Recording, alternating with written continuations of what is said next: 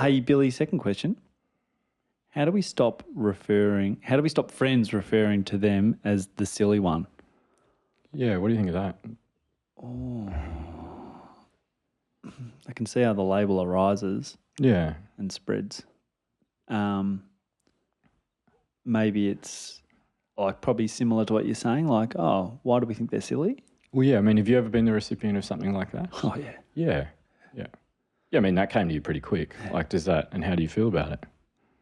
Oh, I probably play into it because I like attention, particularly as a kid. Got more in common than we think. I was the fifth child. I needed all the attention I could get. Yeah. No, but I can see how, like... so we just got to remember how powerful narratives around kids are.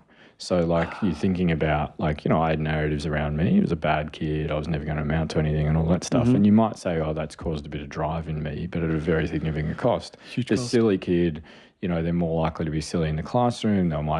There's a big threat to their self-esteem, isn't it? Like this is how I'm seen by my peers, especially when they get in the second half of primary school where peer relationships start emerging as really important, being accepted and included and valued and a part of that group. And there are definitely kids that I meet in clinic constantly that it comes at the cost of being the silly one, the stupid one, the one that, is not that smart, whatever. But they'll do it because they just want to be accepted. So they'll fit that role. The important thing is if it's your child that's experiencing that, thinking about opening conversations about how do you feel about this? Because I'd probably feel pretty upset or hurt or feel like I wasn't valued if that's how my mates spoke about me. And if there's any inclination that, your child is struggling or suffering because of that, thinking about how do I have positive relationships around family, close friends that push back against that narrative and change it, and then gently introduce that into the more superficial relationships and environments like school. Tap the teachers on the shoulder. Hey, I've had a chat with him. He is struggling about being always called the silly kid. Do you mind just, instead of pushing down the silly kid, put a more powerful, strengths-based narrative around this kid? You know what I mean?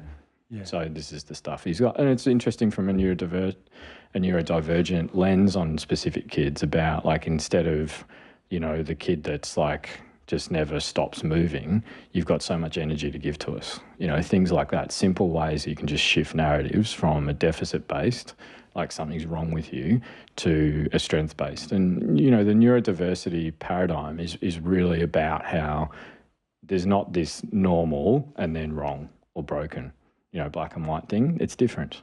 And thinking about how do we celebrate the differences in every single kid is really important. And that's where the deficit base can come in, just in simple social language around you're the silly kid or the dumb kid. Right. Yeah, okay. I like the approach to making contact maybe the teacher and like the strengths base. That's good. Yeah, okay. And educators are amazing at this. So consistency across environments is really important too. Okay. This podcast is brought to you by Guiding Growing Minds, a social enterprise that aims to give all children the best opportunity to reach their potential and succeed in living rich and meaningful lives.